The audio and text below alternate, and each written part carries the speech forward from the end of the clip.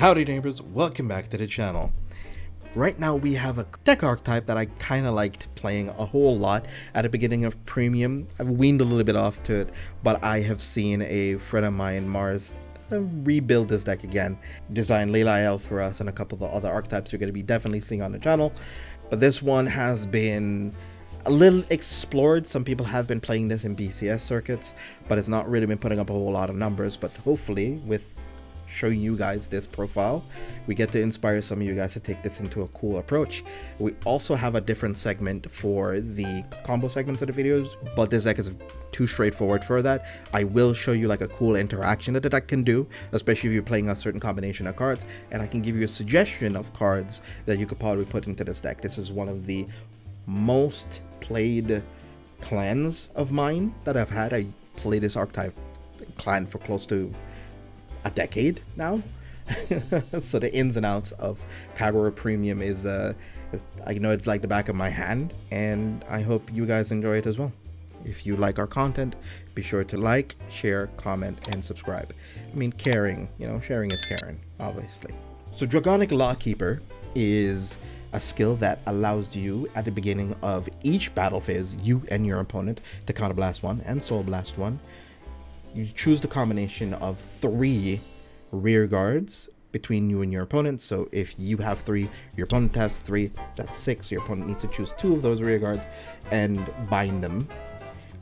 When they come back, their abilities don't trigger, so it keeps going up. So if your opponent has axle markers with a bunch of rear guards and stuff, they're not paying attention to your skills, they're gonna get punished for it. It also has the added ability that if you don't have any, your opponent doesn't have any back row rear guards, all your units gets plus 5k, and if your opponent controls no rear guards, you get another additional 5k extra. So it becomes 10k bonus to all of your rears, which can be kind of spooky, especially in the early game, and you're going to be usually using Force 2 in this archetype. I don't see a reason to use Force 1 in this deck.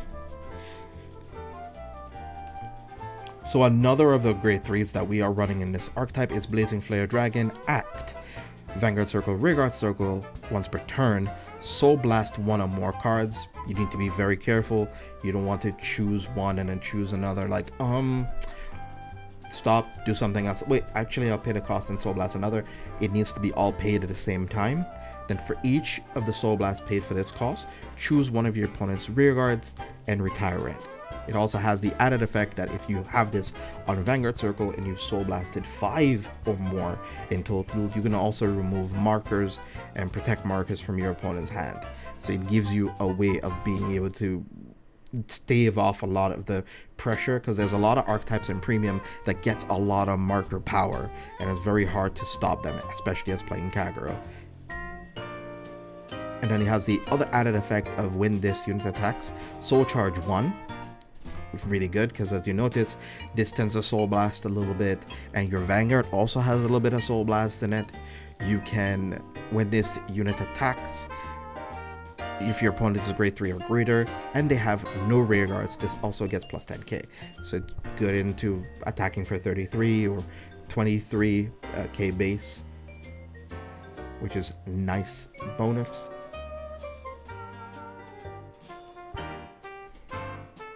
Then we have Verena Esperidia.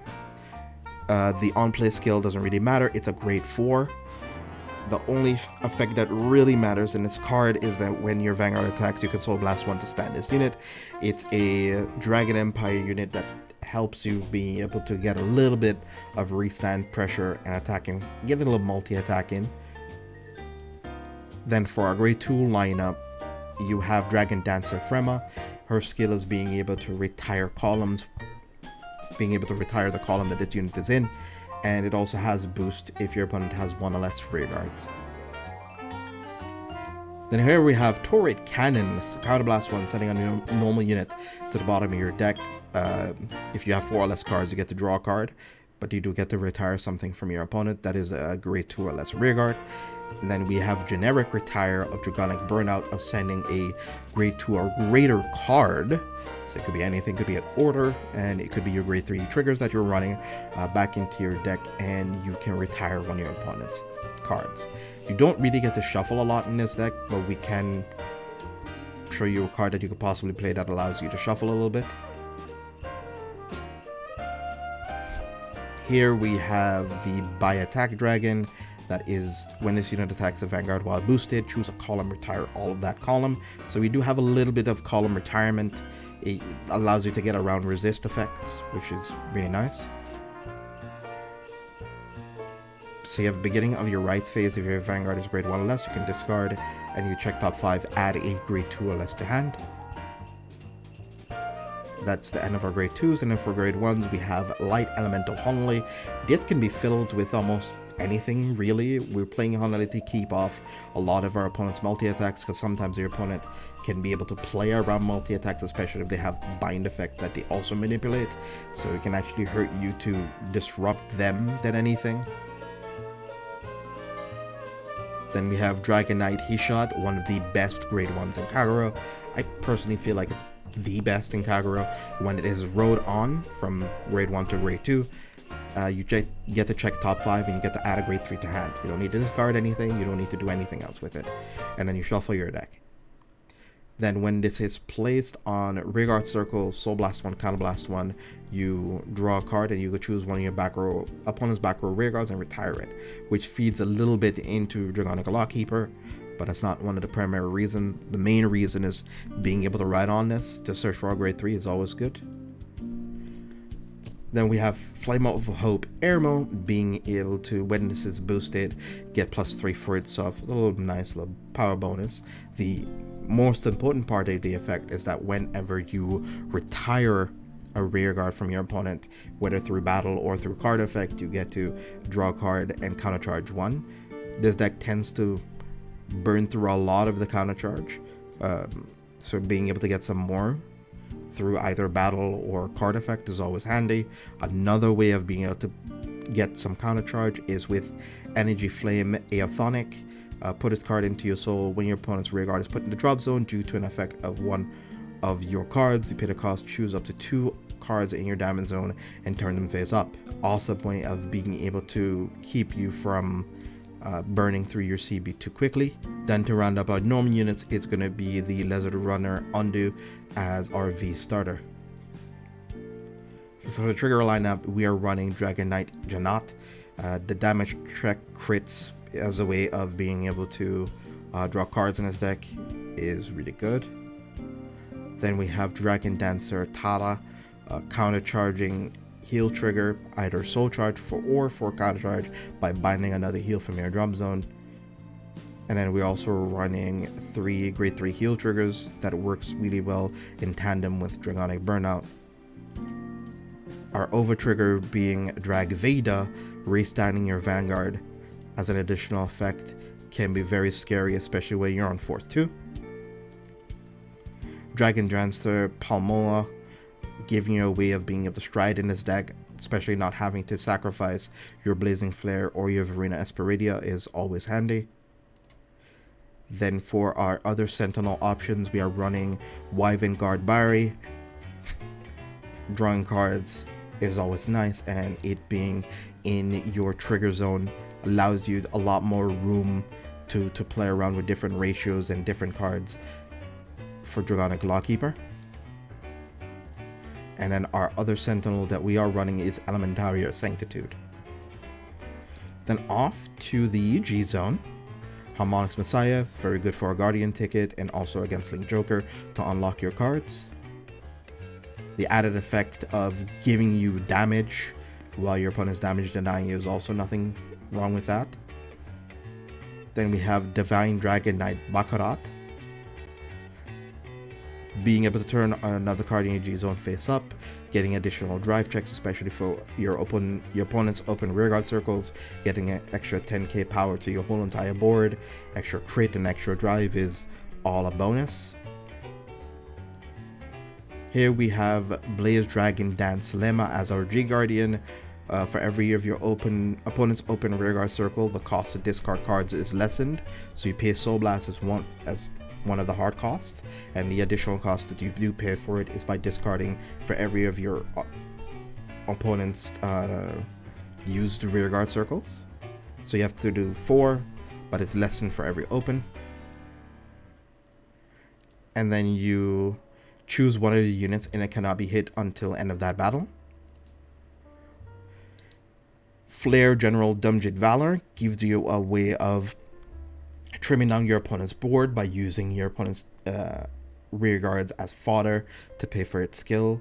So Counterblast 1, retire or rear, it gets plus 15k for every Sentinel card in your drop zone. So especially if you've been using your draw PGs that you might have healed off of your heal triggers, or you just use them for actual Sentinel abilities, you get added effects of extra power to your Vanguard.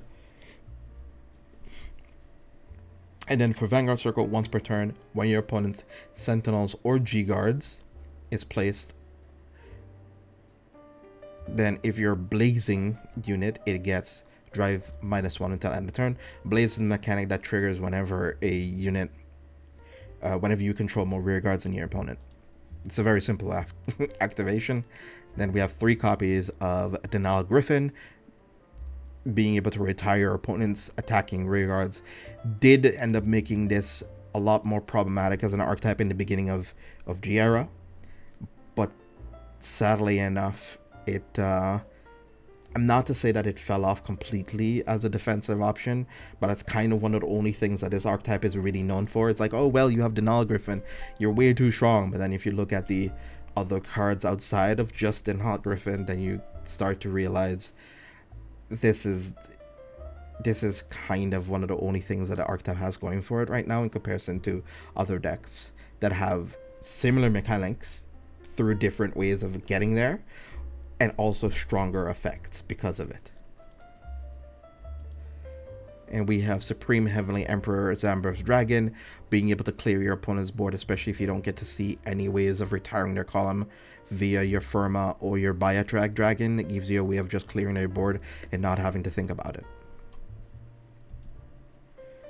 You have the Progenitor Dragon Gilgal, Counterblast 1, Soul Blast 1. When it attacks, you choose all of your opponent's units and you're attacking all of them at the same time. And for all of the units that get retired, it's sent to the drop zone, or all of the units hit, sorry, you get to countercharge 1 for it. So if you've been blowing through all of your CB the whole game, this is one of the ways that you can get all of it back. Here's another Blaze unit in Flare Arm Ziegenberg with the Blaze ability. Then we have once per turn Soul Blast 1, turn a copy of itself face up, retire your opponent's rear guard. Then has the added effect of at the end of battle, this unit attacked. If it's in Blazing, you Counterblast 1 and then discard cards equal to the amount of cards that the opponent has on your rear guard circle, and you can restand your Vanguard with -2 drive checks. But usually by that point, your opponent's board is almost empty, so you don't really worry about that. And another card that you could play but you don't really have to is Zareth Dragon of Inferno Drachma, which is Counterblast 2. When this is placed, retire all of your opponent's units, bind them face up. Your opponent chooses 3 cards from their hand, discards them, and then discards 2 of the cards, and they have to ride one of the last ones. A stand. It tends to mess up your opponent's hand, game, and board state a whole lot, but if your opponent plays around it well enough, this doesn't end up doing too much against them. It sounds very, very, very powerful, but usually it's supposed to be a game ender. You need to ask yourself whether or not it's worth it for you to sacrifice potential guard options, especially with your G guards. But if you've blown through most of your G guards anyway, and a lot of the deck doesn't really need any GB, it's a good failsafe button. You don't have to run it, but it's handy. If not, you can just replace it with extra copies of Zamber's Dragon, maybe an extra copy of Ziegenberg. You don't have to run Drachma. It's not mandatory. The one I will say that might be a little bit more mandatory as a financial investment would be Gilgal, especially if you're playing this deck, because having this against the Gridora matchup is always handy. For Badal Surrogate, it gives us a way to get either from our drop zone or our deck our utility pieces that we might be needing, the Blazing Flare Dragon and our Esperidia, to fish them out of our deck to add them back to our hand, but it's definitely not mandatory to have it. It's just handy. And the other card that I do want to mention is going to be Best Harvest. We do utilize a plethora of retire options, and having this as a way to just draw us back our cards, especially we happen to have low hand, is a good idea for us to punish our opponent and draw a bunch of cards off of it. Lizard Soldier Conroe is one of the ways that we can add any of our grade 1 pieces from our deck to our hand, and especially some of these other pieces here we're going to be mentioning, which is going to be Hellish Burn Dragon, which is one of the new promo grade Kagero grade 1s, and that gives us option of using it as a G-Guard, or that we can place it in the Guardian Circle by binding a heal trigger from our hand or drop zone to get additional shield value for all of your opponent's open rearguard circles, and if they have none or one or less at least, it gets 5k until end of turn. Lizard Soldier Belog as a way of being able to retire our opponent's rested rearguards, especially if they've been attacked with them, they haven't restored the other one yet. You guard with the one that they're attacking, and then you retire the other one that hasn't been stood yet. It just gives you ways of slowing down a lot of your opponent's aggression. And then Hulk Roar Dragon is another really cool defensive option that I'll be showcasing for you guys in a moment. It gives you a alternative to clearing out your opponent's board, especially if they're going to be trying to go for lethal on you. Keep in mind that some decks do just have incidental retire, and they can probably take care of this before you even get to do anything with it. But I feel like that's just a toss-up, really. You know, if they have to clear this before they do something to you, it's just layered interaction that's always good to have. Some of the most important cards to keep really in any of your matchups is going to be the namesake card of Dragonic Lawkeeper, any grade 1 or grade 2 to ride, namely is going to be He Shot Dragon. Those combination of cards is just going to be best for whatever you need them for. And now a cool interaction that I'll be explaining to you guys. It's not so much the best thing out there, but it gives you something to do into a lot of your opponents' very aggressive board states. So this is going to be a very rough example. You're going to need roughly any amount of CB above 2. So 3 or more is ideal. So you would also possibly need maybe a heal trigger in your hand as well if you want to, but it also works that if you have a G-Guard as well. Let me take a heal trigger for you. So here we are. So you have your heal trigger here, and then your Belog here in your hand. Then what you're going to do is your opponent's going to possibly swing into you. You'd be like, haha, I'm going to use my G-Guard, and then use my Denia Griffin to retire something from them, which is nice. So then what's going to trigger, you also have the beginning of battle phase 2. You're probably going to want to use from your Vanguard, so that's another CB2. You're going to be Soul Lasting 1, that's for sure. Then you have the Belog skill that your opponent probably swung on you with. Then you're going to kind of charge 2. Skill of Hulk Roar is going to trigger. You're going to CB2 because you're soul charging this back into your soul, and then you retire another rearguard of theirs. And if they still happen to have another attacker, you could just like discard this from hand and retire one of the other attackers as well. So you could retire a total of 3 cards, buying like 2 cards extra. You just trim out your opponent's board, and you also get an additional bit of power on your Vanguard circle as well. Possibly 5, possibly 10. All of your units get it. So all of them get it. Every last one of them get it. So it makes your defensive turns a lot more potent, especially if you can single out all of your opponent's pieces that they'll be needing. And that's it, really. There's nothing too special or in it like too super OP about it. It just gives you a cool way of being able to tag your opponent's board, especially if they're trying to be aggressive. That's it. With that being said, be awesome, stay awesome, have a wonderful day. Thank you for tuning in and stopping on by. Until next time, take care.